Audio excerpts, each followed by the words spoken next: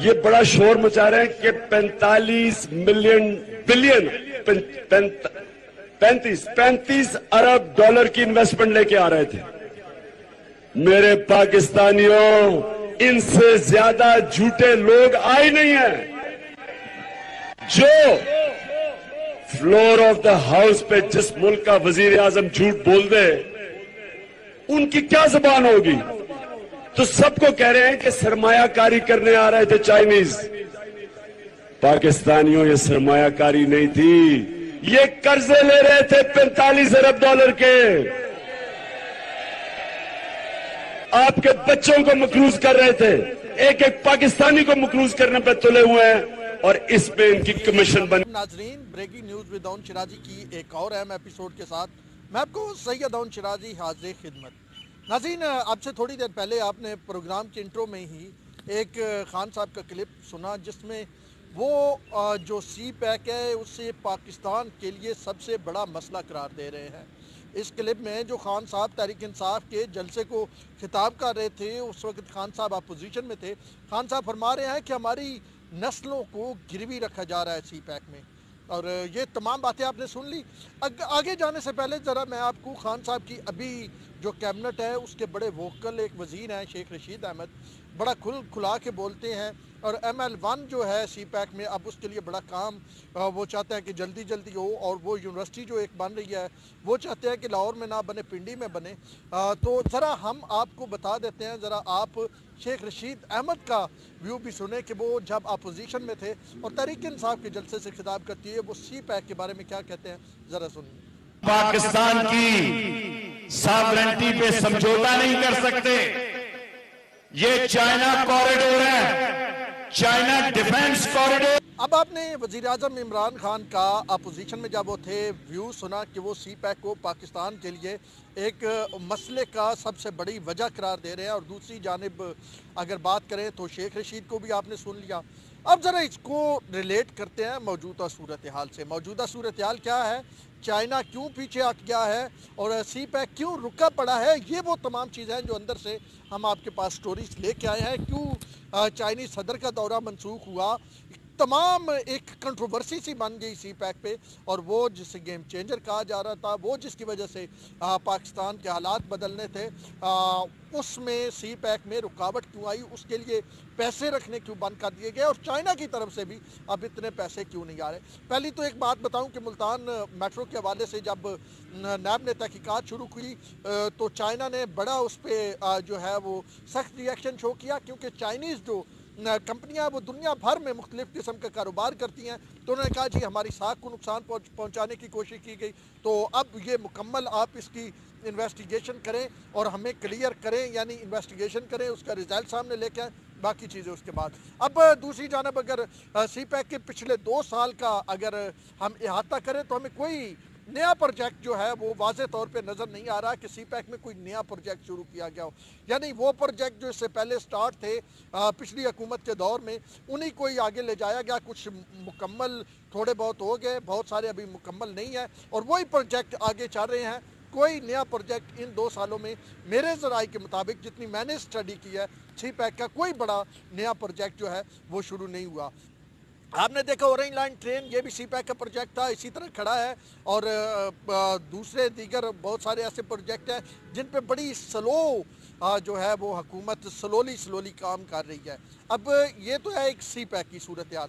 اب چلتے ہیں موجودہ کنٹروورسی کی طرف، یعنی عاصم سلیم باجوہ اور وزیر اعظم عمران خان. آج کی خبر بڑی یہ آئی کہ وزیر اعظم عمران خان نے عاصم سلیم باجوہ کا ریزگنیشن منظور کرنے سے انکار کر دیا. عاصم سلیم باجوہ نے وزیر اعظم عمران خان سے وزیر اعظم آفس میں ملاقات کی، اور وزیر اعظم عمران خان کا کہنا تھا کہ جو آپ نے وضاحت دی ہے میں اس وضاحت سے مطمئن ہوں، اس لیے آپ اپنا کام جاری رکھیں. تو بطور معاملے خصوصی وہ وزیر اعظم کے میڈیا پہ اپنا کام جاری رکھے ہوئے ہیں. اب गुज़िश्ता रोज़ जो मामला सामने आया और मुख्तलिफ प्रोग्रामों में आसिम सलीम बाजवा पहले एक 4 सफ़ों की स्टेटमेंट लाई गई। पहली बात तो यह है स्टेटमेंट के अगर मुतल्लिक़ मैं बात करूँ तो आपने देखा है वर्ड जो यूज़ करते हैं यानी टाइप करते हैं, वर्ड में अगर आप कोई जुमला गलत लफ्ज़ लिखें यानी जिसके स्पेलिंग ठीक ना हो तो वो उसको रेड कर देता है, जहाँ पे स्पेस देनी हो ना दे तो वो सब्ज़ कर देता है। तो हम जाके उसके स्पेल ठीक करते हैं और जो हमारे जैसे अहमद नूरानी लिखा हुआ था नूरानी, अब नूरानी इंग्लिश में नहीं है तो हमने नूरानी लिखा, उसने रेड कर दिया कि ये स्पेल तो नहीं मुझे मेरे, तो हमने जाके राइट क्लिक किया और इग्नोर का बटन दिया और वो रेड ख़त्म हो गया। अब जो आसिम सलीम बाजवा की वो वजाहत थी इतनी जल्दी में लिखी हुई थी या मुझे नहीं पता कि उसके पीछे मतलब उनको इतनी जल्दी क्या थी कि वो जो रेड थे यानी वो जो गलत लिखे हुए थे उन पे उनको इग्नोर तक नहीं किया गया। जो तो स्पेल होते हैं वो ठीक हो जाते हैं, वो ऑप्शन देता है ये स्पेल है आप ठीक कर लेते हैं। खैर ये एक बात आपको बता रहा हूँ ज़रा जल्दी की। फिर हमने देखा कि कुछ एक दो बड़े सीनियर साफ़ी हैं उन्होंने ये मशवरा दिया आसिम सलीम बाजवा को कि आप एक रिबटल जारी करें, एक भरपूर किस्म का रिबटल जारी करें और वो सारी खामोशी हो जाएगी। पहले आसिम सलीम बाजवा प्रेस कॉन्फ्रेंस करने जा रहे थे, फिर रिबटल जारी किया। अब रिबटल एक डॉक्यूमेंटेड शक्ल में आ गया, फिर मीडिया पे आके मुख्तलिफ चैनल्स को शाहज़ेब खानज़ादा, अरशद शरीफ और उससे पहले काशिफ अब्बासी को उन्होंने इंटरव्यू भी दिया। तो वो जो चीज़ थी वो वीडियो भी आ गई और रिबटल भी आ गया। अब रिबटल में 2-3 चीज़ें बड़ी हैं मैं जो एक तो उन्होंने ये लिखा है कि जी उनकी बेगम का $19,000 था, $53,000 जो था, $54,000 उनके भाइयों का था। तो $19,000 वो कहते हैं कि हमने जनाब 2020 मार्च में निकलवा लिया था, उन्होंने अपने शेयर्स वापस ले लिए थे। तो वो $19,000 जो मिला चवन के साथ $73,000 हुआ, उस पर आपको $6 करोड़ वो मिला ना जी। क्या उसका कहते हैं, क्या आप कहते हैं, क्या आसिम बाजवा साहब ने उसमें वजाहत किया है कि हमें बैंकों ने लोन दिया। तो लोन के बाद अब तो वो एम्पायर बड़ी हो गई, अब तो कंपनियां 150 पापा जॉन्स और ये वो कंस्ट्रक्शन सारा कुछ आ गया।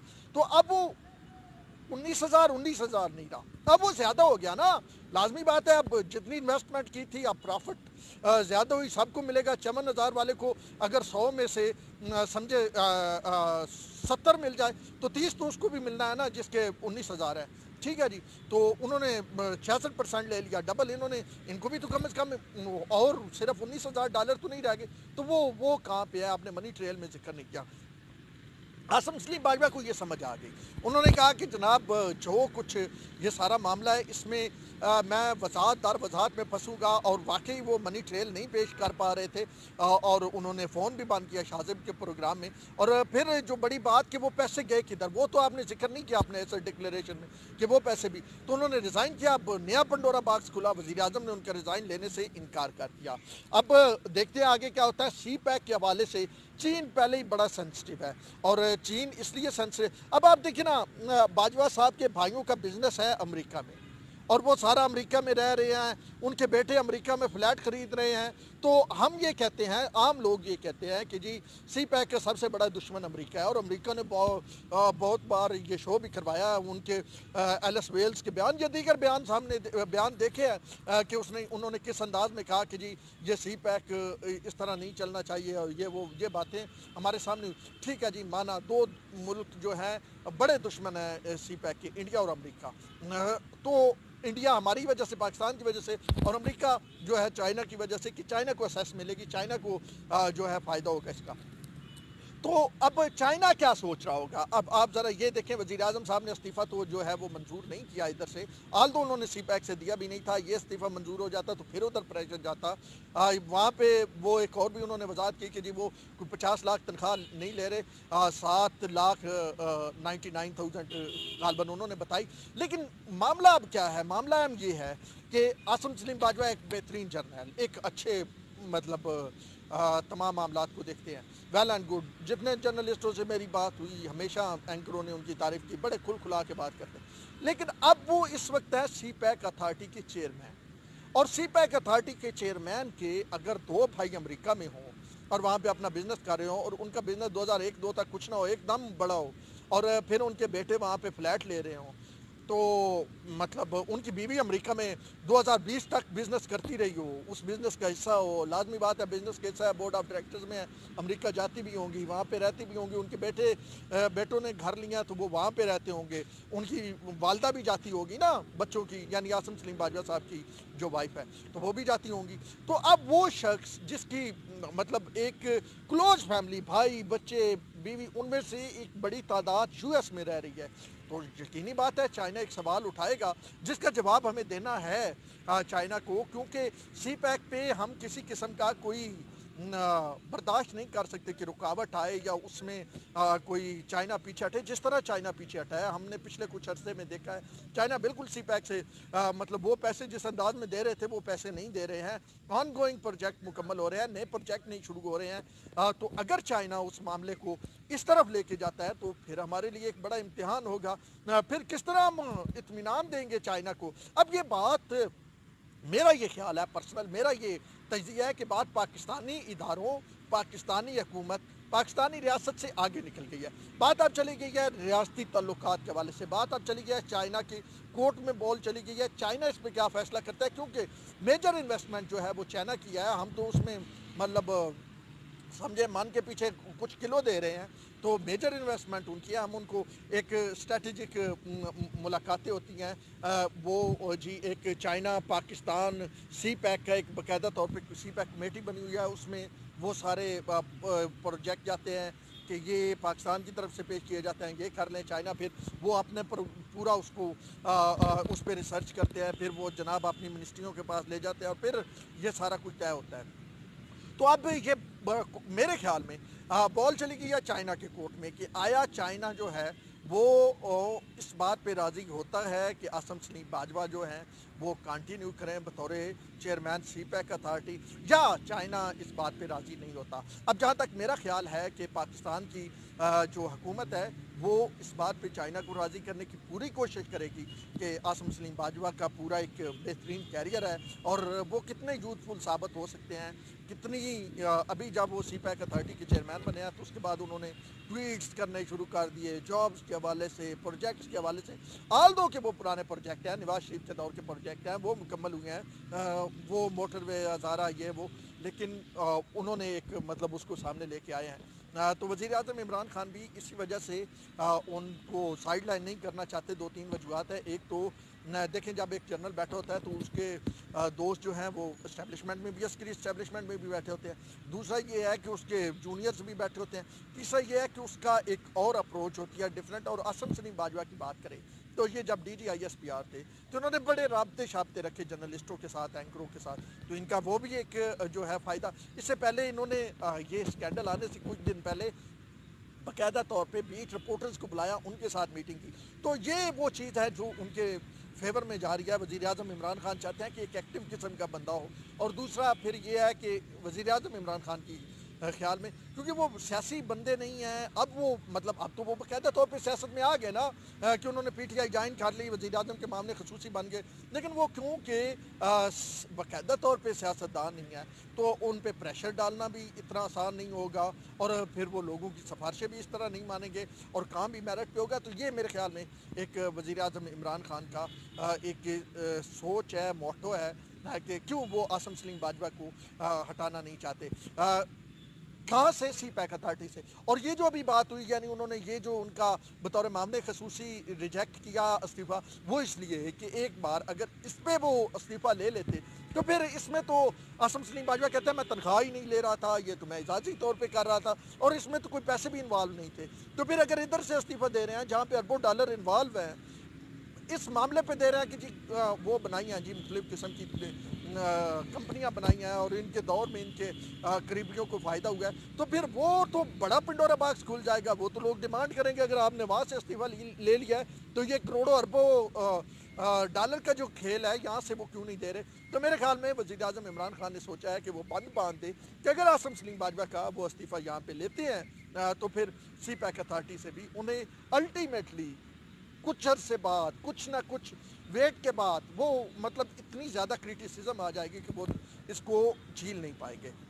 अब कुछ लोग इस पे वज़ीर आज़म इमरान खान का तवा भी लगा रहे हैं। वो उनको कह रहे हैं कि जी ये वो वज़ीर आज़म हैं जो कहते थे अकाउंटेबिलिटी, और अभी जनाब कुछ प्रूव भी नहीं हुआ और उन्होंने कोई उसकी मनी ट्रेल भी नहीं दी, जो उन्होंने सिर्फ बातें की उस पर वो खुश हो गए। फिर एक और किरदार आता है शहजाद अकबर का। Shahzad Akbar ARU asset recovery unit के सरबराह हैं। वो आसिम सलीम बाजवा के ट्वीट को रीट्वीट करके उसके ऊपर लिखते हैं कि बाजवा साहब आप एक बड़े अच्छे इंसान हैं और आपको हम मिस करेंगे कैबिनेट में। और ये कौन साहब है? ARU एसेट रिकवरी यूनिट, जिन्होंने इस तमाम चीज़ को देखना है और वो तारीफ़ें कर रहे हैं आसिम सलीम बाजवा की। तो माजरत इससे आपको नज़र आ रहा है कि क्या हुकूमत की क्या अप्रोच है, हुकूमत का क्या प्लान है। तो हुकूमत इस मामले में बिल्कुल सीधी सादी है कि आसिम सलीम बाजवा साहब के ख़िलाफ़ नहीं जाना। दूसरी जानब अपोजिशन की बात करें तो एक मरियम नवाज़ के अलावा ना में कोई, मैंने पिछले व्लॉग अगर आप सुन लें उसमें बड़ी खुल के इस पर बात की थी, मरियम नवाज़ के अलावा हमें कोई ऐसी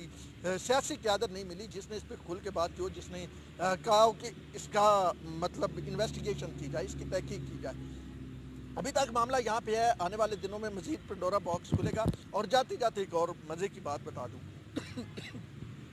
पाकिस्तानी मीडिया में या दुनिया के मीडिया में ये बड़ी एक्सेप्शनल किस्म की एक तारीख़ में एक्सेप्शनल किस्म का बाब होगा कि एक वो खबर जो किसी मीडिया हाउस ने नशर नहीं की, किसी मीडिया हाउस ने नशर नहीं की, उसकी तरदीद तमाम मीडिया हाउस पे चलाई गई।